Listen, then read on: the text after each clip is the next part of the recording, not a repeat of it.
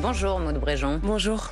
Vous êtes une farouche défenseuse de la réforme des retraites et vous êtes devenue porte-parole d'un gouvernement qui ne tient que parce qu'il a accepté de suspendre cette réforme. On va parler avec vous du budget, notamment une boucherie fiscale pour le RN. Mais d'abord, dans une demi-heure, le Premier ministre affrontera 2 motions de censure à l'Assemblée. La direction du PS a annoncé que le parti ne les voterait pas. Ça va se jouer à environ 24 voix. Le groupe socialiste votera-t-il comme un seul homme? Écoutez le patron du PS, Boris Vallaud, hier sur France Info. Moi, je crois à l'unité de mon groupe. Certains se posent la question. J'ai bien l'intention de leur parler et de les convaincre. Écoutez, je n'en sais rien. Je pense que ça doit être le moins possible. Sans langue de bois, Maud Bréjon, est-ce que ce matin, vous êtes réveillée un petit peu plus sereine qu'en début de semaine? Est-ce que vous avez défait vos cartons au porte-parole là? D'abord, on vient de passer 10 jours qui, je pense, ont profondément écœuré les Français de la vie politique. Et je voudrais revenir très brièvement là-dessus. On a donné collectivement un spectacle assez affligeant. Voilà, je voudrais commencer par dire cela. Vous en prenez votre part? J'en prends ma part. Et je pense que chacun doit, après ces 10 jours, être en capacité de se remettre en question. Et c'est ce que je fais, c'est ce qu'on fait au gouvernement et c'est ce que doivent faire les différentes forces politiques aussi au Parlement. Premier ministre a posé les conditions qui permettent l'ouverture du débat à l'Assemblée nationale. L'ouverture du débat sans l'utilisation du 49.3 et avec la possibilité de discuter de la fiscalité et de discuter de la réforme des retraites. Et donc, on va vivre ce matin un grand moment de clarification. Vous dites on a fait des pas en avant, pas de raison de nous censurer. On permet l'ouverture du débat. L'Assemblée a demandé l'abandon du 49.3, l'Assemblée l'a eu. Les forces politiques ont demandé, notamment à gauche, qu'on puisse débattre de la réforme des retraites et d'une modification sur la fiscalité. Ce sera possible. Et donc, je le redis, on aura ce matin un grand moment de clarification entre les parlementaires qui acceptent le débat, ceux qui préfèrent le désordre, entre ceux qui respectent le Parlement et ceux qui, en quelque sorte, en ont peur. Voilà. Et c'est ce qu'on verra ce matin. Vous savez, moi, j'ai été élue députée dans la 13e circonscription des Hauts-de-Seine. Je remarque 2 choses. D'une part, nos électeurs nous ont élus pour qu'on fasse notre travail. J'ai l'impression d'enfoncer une porte ouverte, mais on est là pour délibérer et on est là pour voter. Pas pour censurer, avant même d'avoir commencé à discuter sur le texte. La deuxième chose que je remarque, et j'étais hier soir dans ma circonscription à Antony, c'est que quand bien même on peut être attaché à la réforme des retraites et à un certain nombre de mesures prises ces 8 dernières années, les Français plus que jamais, je crois, veulent du calme et de la stabilité. Madame la porte-parole, pour reprendre la question d'Agathe, le son de Boris Vallaud, pour une macroniste historique comme vous, ça doit piquer un peu, non, de devoir de faire ou pas ces cartons uniquement à la décision des socialistes? J'ai toujours défendu la réforme des retraites. Je vais pas prendre les Français et vos auditeurs pour des imbéciles. Je considère que cette réforme, elle est importante. Je considère qu'elle est nécessaire. Pour autant, je suis pragmatique. Je peux pas ignorer ce qui s'est passé ces 10 derniers jours. Je peux pas ignorer ce qui s'est passé ces 18 derniers mois, avec ces difficultés successives à faire passer des budgets. Et je ne peux pas ignorer ce qui est l'état de l'Assemblée nationale aujourd'hui. Ça peut plaire, ça peut déplaire, mais enfin, elle n'a jamais été aussi représentative de ce qu'est la France. On va revenir sur votre position sur la réforme des retraites, mais aujourd'hui, ça déplaît à LR notamment.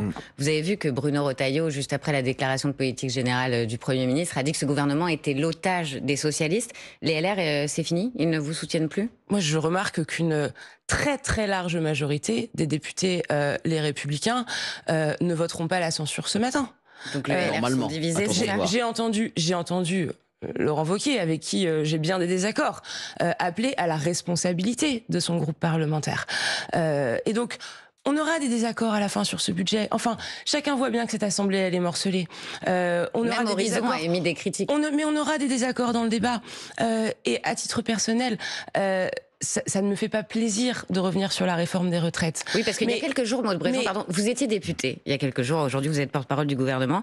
Et vous avez écrit à vos collègues dans une groupe, alors qu'émergeait cette idée de suspendre la réforme, le compromis, ce n'est pas mettre les 2 genoux à terre par peur de la dissolution. Est-ce que ça signifie que le Premier ministre a mis les 2 genoux à terre? Moi, je suis pragmatique. Je suis pragmatique et je pense qu'une bonne partie des Français le sont aussi.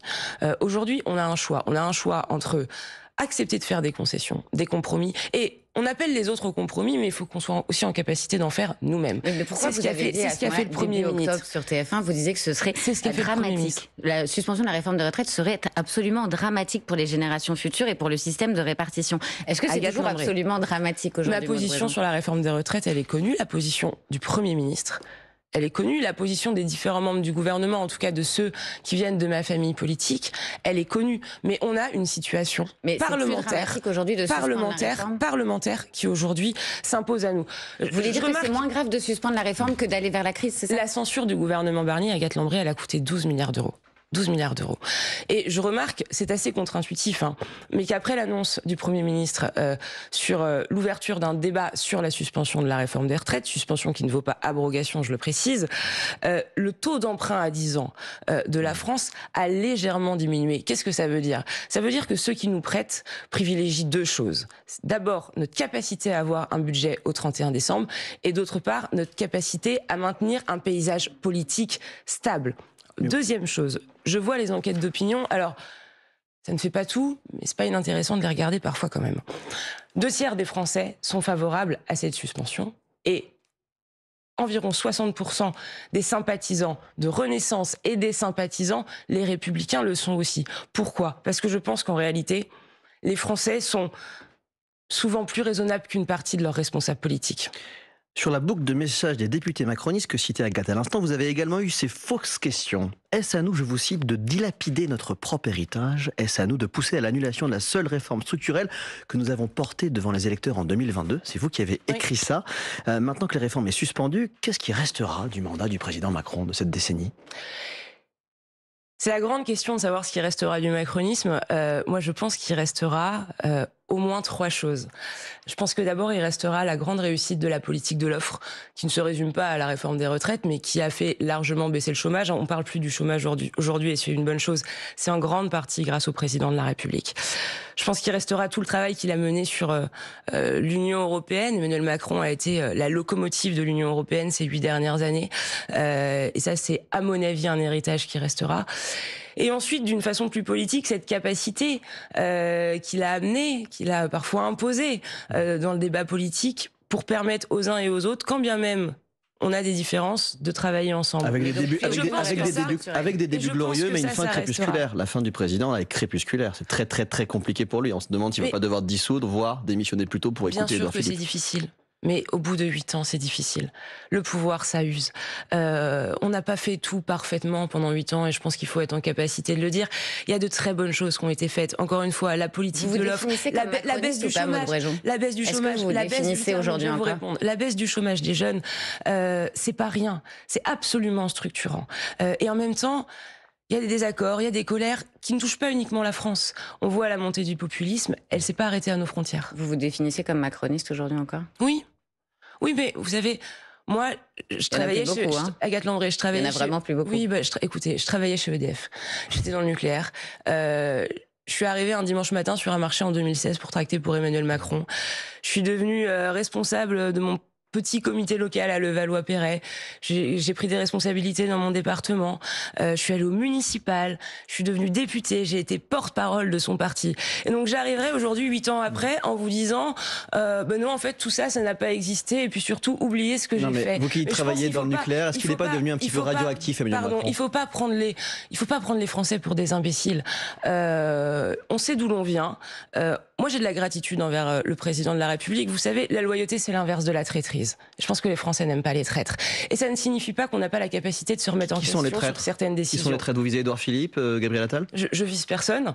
Mais je vois qu'aujourd'hui, un certain nombre de responsables politiques dans ma famille politique qui ont été faits par Emmanuel Macron essaient de s'en dissocier jusqu'à faire oublier qu'ils ont marché avec lui pendant 8 ans. Voilà. Vous allez sur c'est pas mon cas. Et par ailleurs, Gabriel Attal, par ailleurs, je pense que les Français ne sont pas dupes. Vous parlez de Gabriel Attal. Gérald Darmanin vient de claquer la porte, au moins temporairement, de Renaissance. Il s'est mis en retrait du parti.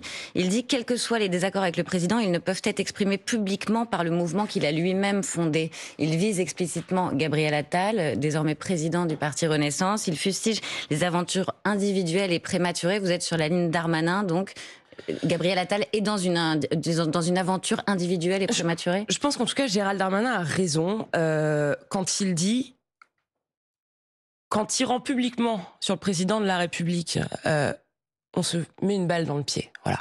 Les gens n'oublient pas d'où l'on vient, et je pense que ce qu'on a fait ces 8 dernières années, on doit en être fier, on doit le revendiquer. Ce qui ne signifie pas, encore une fois, que tout a été parfait. Mais enfin, si demain matin je vais dans ma circonscription en disant à mes électeurs écoutez les gars, moi je n'ai jamais été macroniste et oubliez mes 8 dernières années, ils vont me dire mais Madame Bréjon, enfin vous vous moquez de moi, j'ai été élue en 2022 à côté du président de la République sur mon affiche. Vous voulez dire il faut pas cracher dans la soupe? Mais ça veut dire il faut pas cracher dans la soupe, ça veut dire qu'il faut pas prendre les Français pour des imbéciles. Ce que fait Gabriel Attal. Non mais les Français ils ont un peu de mémoire. Mais vous demanderez à Gabriel Attal. Non mais ce que vous en pensez, c'est ce qui nous intéresse. Moi je pense que ça n'a pas l'intérêt, mais en fait ces critiques perpétuelles à l'encontre du président sont contre-productives pour ce qu'on doit faire ensemble dans les années à venir à l'échelle du socle commun. Voilà. Ce qui ne signifie pas qu'on n'a pas le droit d'émettre des désaccords, mais je pense qu'on doit faire attention, et encore une fois, on ne doit pas prendre les Français pour des imbéciles. Et quant aux ambitions personnelles, je rejoins complètement Gérald Darmanin. Mais moi, vous savez que j'ai toujours défendu l'union de la droite et du centre. S'il reste une personne qui doit le faire dans ce pays, je vous promets que ce sera moi. Je crois profondément dans ce qu'est le socle commun. Je pense que c'est la seule façon d'être au second tour en 2027 et de ne pas avoir à choisir entre Jean-Luc Mélenchon et Marine Le Pen ou Jordan Bardella. Et donc j'invite, et je continuerai à le faire, Gabriel Attal, Édouard Philippe, Gérald Darmanin, mes amis les Républicains, à se mettre d'accord. Je pense que les Républicains ont un choix cornélien à faire. Mais Bruno Retailleau ou non? Parce qu'il faut qu'on avance. Bruno Retailleau et les Républicains, est-ce qu'ils choisissent de se fondre dans le Rassemblement national, d'être la béquille de Marine Le Pen ou de Jordan Bardella, ou est-ce qu'ils travaillent à l'unité de la droite et du centre, comme l'ont fait avant eux Jacques Chirac et Nicolas Sarkozy? C'est une vraie question. C'est une vraie question. Maud Bréjon, dans un instant, autre vraie question. Comment vous allez faire pour adopter ce budget 149.3? On parle aussi des hausses d'impôts. Le RN dénonce une boucherie fiscale, mais pour l'instant, il est 8h46 et c'est l'info en 1 minute avec Manon Lombard-Brunel.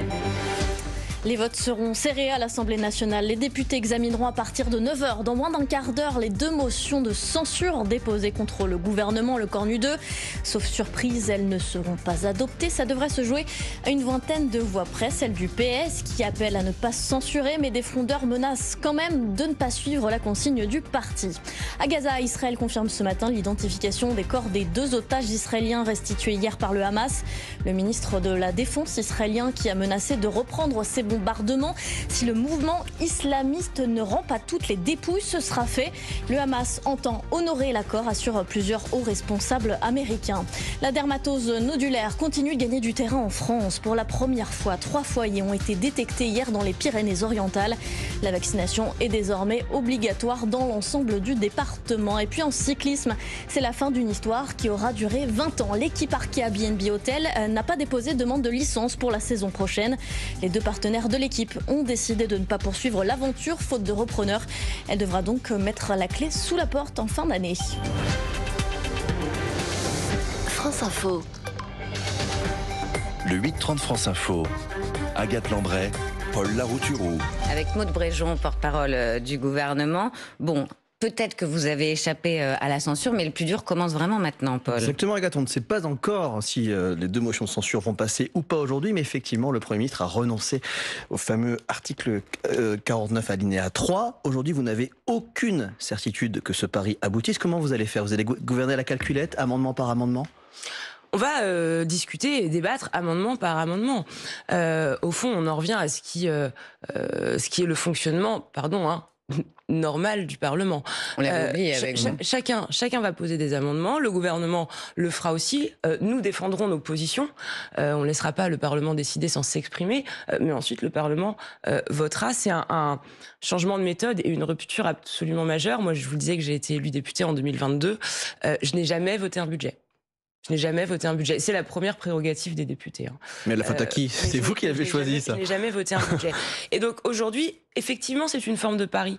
En tout cas, comment vous faites si vous dépassez le délai de 70 jours? Parce que c'est un peu technique pour les gens, mais il y a un délai de 70 jours imparti. Comment vous faites si ça va au-delà, alors que vous ne pouvez pas déclencher le 49.3 pour fermer les débats? Alors, vous prenez des ordonnances? Sans rentrer dans de trop nombreux détails légistiques. Il y a un certain nombre d'outils lors de l'arrivée de la partie 1 à l'Assemblée nationale. Il y a un certain nombre de temps, de jours alloués à cette étude. Ensuite, ça va au Sénat. Donc, les institutions sont bien faites. Vous pouvez trier les amendements ? Notre objectif, non, on ne trie pas les amendements. Le droit d'amendement est constitutionnel. Notre objectif, il est double. Le premier, c'est d'avoir un budget au 31 décembre. Et le deuxième, c'est d'avoir un budget inférieur à 5% de déficit. Et est-ce que vous voulez éviter de passer par ordonnance ou pas ? Bien sûr, mais chacun essaie de... Mais c'est pas certain que vous n'aurez pas recours aux ordonnances, c'est ça que vous nous dites. Ce que je dis, c'est qu'on veut permettre à l'Assemblée de débattre et de voter. Donc ne mettons pas la charrue avant les bœufs. Donc vous renoncez au 49.3, mais pas aux ordonnances. Mais nous renonçons au 49.3 parce que nous voulons que les parlementaires puissent voter et se mettre d'accord sur un budget. À un moment, il faut partager la contrainte. Ça fait des années qu'on nous reproche l'utilisation du 49.3, que les groupes d'opposition nous reprochent l'utilisation du 49.3. On permet au débat de se tenir. On permet aux députés d'élaborer des compromis pour définir un budget qui leur semble le plus à même de répondre aux problèmes du pays. Et donc, laissons-les faire ce travail-là. Ne nous projetons pas trop en avant et permettons-leur de voter. Et pardonnez-moi, mais encore là, on sera dans un moment de clarification.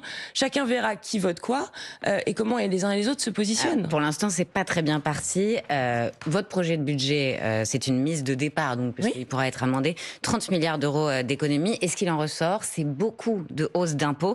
Écoutez, Jean-Philippe Tanguy, le député Rassemblement National de la Somme, il était à l'Assemblée hier. 19 milliards d'impôts nouveaux en 2026 sur les Françaises et les Français. Monsieur le Premier ministre, je le regrette, mais vous avez donc menti. Vous avez réussi à promettre plus de pouvoir d'achat alors que votre budget est une véritable boucherie fiscale pour les classes moyennes et les familles qui paient déjà le plus lourd tribut de tous les pays développés. Près de 20 milliards de hausses d'impôts. C'est faux, Agathe Lambray. Vous avez quel chiffre, vous avez les chiffres du Haut Conseil des finances publiques ?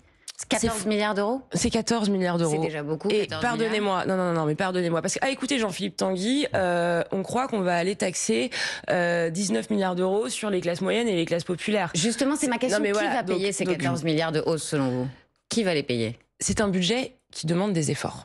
D'accord ? C'est un budget qui demande des efforts à tout le monde, mais qui en demandera proportionnellement bien plus, et je voudrais m'arrêter un peu là-dessus, aux grandes entreprises et aux Français les plus fortunés. Oui, proportionnellement, ça ne veut pas dire que vous n'allez pas taxer aussi les classes moyennes dont on parlait à l'instant.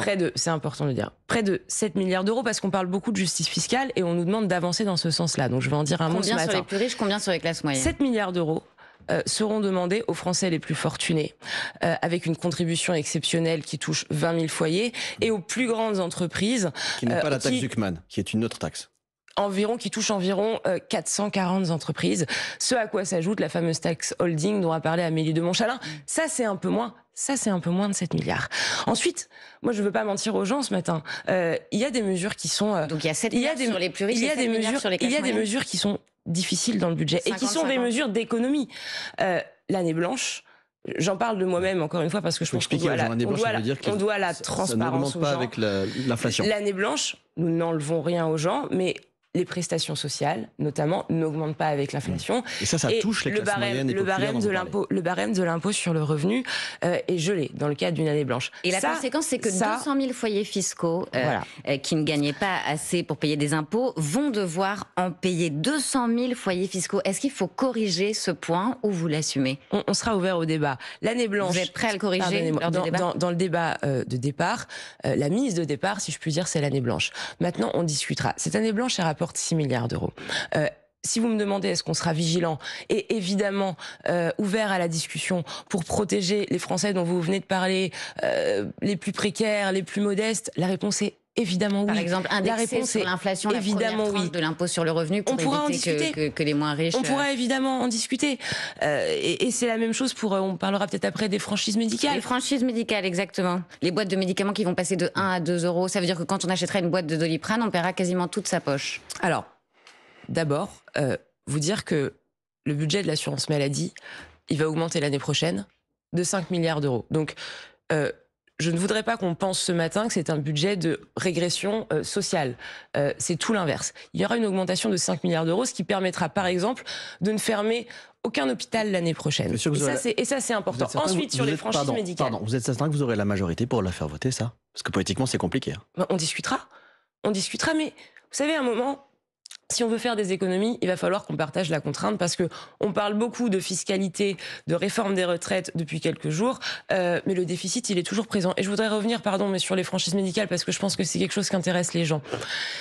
18 millions de Français aujourd'hui ne sont pas concernés par les franchises médicales. 18 millions de Français. Les Français les plus modestes, les mineurs, les femmes enceintes. Est-ce qu'on est, là encore, ouvert à élargir cette population, la population non concernée par les franchises médicales, pourquoi pas? Maintenant, Agathe Landré, est-ce que vous et moi, on a les moyens de payer un peu plus quand on va acheter notre boîte de Doliprane? Donc cette mesure, je pense que la réponse est oui. Les 7 milliards d'euros d'économies sur la santé, oui. Vous les assumez, vous reviendrez pas dessus? En tout cas, nous, on l'assume. Après, il y aura des débats au Parlement, mais je crois qu'encore une fois... on ment pas aux Français. Il y a aujourd'hui une situation de déficit qui est important et donc c'est un budget d'effort. On en discutera. Il faut qu'on partage la contrainte. Il faut qu'on en discute avec les forces parlementaires. Il faut qu'on avance. Mais on peut pas faire comme si ce déficit. Il y a une autre question pas. Absolument majeure, celle des retraités qui seront particulièrement perdants. En plus vous parliez de l'année blanche, en plus de geler les pensions de retraite dans le cadre de cette fameuse année blanche, vous supprimeriez, conditionnel, ce n'est pas encore fait, l'abattement de 10% sur les revenus des retraités. Il serait remplacé par un forfait autour de 2 000 €. Ça va être très dur pour beaucoup de retraités. Vous savez, le premier impact de cette mesure, il bénéficie d'abord aux retraités les plus modestes, qui aujourd'hui sont moins gagnants. La classe moyenne actuel. Peut être la grande perdante. C'est surtout qu'on parle de quelques euros pour les retraités qui gagnent moins de 20 000 € par an, et si je ne m'abuse, donc c'est vraiment pas grand-chose pour les retraités modestes. Que ce soit pour les retraités. Et c'est vraiment les retraités très modestes. Que ce soit pour les retraités, que ce soit pour l'année blanche, que ce soit pour les franchises médicales, on sera ouvert à rééquilibrer les choses lors du débat parlementaire. Maintenant, lorsqu'on rééquilibre et que ça coûte de l'argent, il va falloir que les forces politiques et que les parlementaires nous proposent aussi comment est-ce que on aboutit à un budget inférieur à 5% de déficit. Un retraité célibataire, par exemple, déclarant 44 000 € de pension, verrait sa note fiscale grimper de plus de 700 €. C'est pas rien, ça. Mais j'ai conscience que, pardonnez-moi, encore une fois, je peux vous le redire, j'ai conscience que c'est un budget d'effort. Ce que je vous dis, c'est que c'est une copie de départ, qu'on va pouvoir en discuter, qu'il ne faut pas prendre tout ce qui est écrit aujourd'hui en dur comme argent comptant. Il y aura des débats, on n'est pas fermé, mais on a une responsabilité. Le Premier ministre a dit, je suis prêt à faire beaucoup de compromis, et il en a fait, certains nous le reprochent même aujourd'hui, mais on ne fera pas n'importe quoi et on n'endossera pas tout parce qu'à la fin... sur la marchandise, Maud Bréjon, pardon, parce que François Bayrou, au début, les macronistes répétaient encore qu'il n'y aurait pas de hausse d'impôts. Le macronisme, c'était pas de nouvelle hausse d'impôts. Et finalement, on voit que les classes moyennes sont particulièrement touchées. Les classes moyennes en comparaison à ce que vous faites pour les plus riches. Non, proportionnellement, les plus touchés, c'est les Français les plus aisés et c'est les grandes entreprises, Agathe Landré. Mais vous aviez dit pas de hausse d'impôts. N'intégrez pas l'argument de nos oppositions. Les Français les plus modestes ne sont pas les plus touchés par ce budget, c'est pas vrai. Ensuite, on sera ouvert au débat. On permet des discussions et des concessions qui nous coûtent sur des sujets qui sont importants pour nous. Mais on est face à une Assemblée nationale qui aujourd'hui ce qu'elle est. Si on avait 350 députés, une majorité absolue, on ferait peut-être pas ce budget-là, on ferait probablement autrement. Mais en tout état de cause, aujourd'hui, le socle commun, c'est environ 200 députés, et la majorité, elle est à 289. Donc, chacun comprend bien, et les Français comprennent bien, qu'en fait, on fait pas complètement ce qu'on veut, qu'on doit travailler avec le Parlement, et que c'est aussi désormais aux forces parlementaires de faire des propositions responsables. Et c'est ce que permettra la non-utilisation du 49.3. 8h58 sur France Info, c'est l'heure de la question qui est retrouvée évidemment sur Instagram et sur le TikTok de France Info. Aujourd'hui, la question qui juge, vous avez voté pour Nicolas Sarkozy à son époque. Il va être incarcéré. En 2012. En 2012. Vous dites pas en 2007. Il va être incarcéré. Oui. Mardi à la prison de la Santé, c'est historique. Est-ce que sa place est en prison, Madame Bréjon? Écoutez, moi, je vais vous faire une réponse très convenue. Non, on ne veut pas de la réponse très convenue. Non, mais pardonnez-moi, je vais vous dire... Laissez-moi terminer. J'ai pas porter de commentaires sur une décision de justice, ni pour Nicolas Sarkozy, ni pour d'autres. Non mais la séparation, pardonnez-moi, la séparation des pouvoirs, ça veut dire quelque chose. Mais pour l'image de la France, ce que je peux vous dire, c'est que cette situation, elle me rend un peu triste. Et elle me rend un peu triste d'abord pour le pays. Peu importe ce qu'on pense de cette décision de justice, les Français ont leur avis, ça, je pense, beaucoup débattu dans les familles le dimanche. Quel est le vôtre? C'est jamais une bonne nouvelle. La tristesse. C'est jamais une bonne nouvelle pour le pays quand un ancien chef d'État quoi qu'on en pense, et sans porter de jugement sur cette décision de justice, est incarcéré. Voilà. Et c'est pas non plus, et je pense que par ailleurs, c'est dans ce que ça renvoie comme image de la classe politique et de la vie politique, c'est aussi, à mon avis, un petit peu délétère. Voilà. Mais les hommes politiques sont des citoyens comme les autres. Et les hommes politiques sont des citoyens comme les autres. Et une porte-parole du gouvernement ne porte pas de jugement sur une décision de justice. Merci Maud Brejon, merci beaucoup d'avoir répondu aux questions de France Info. Merci Paul, à demain. Merci Agathe.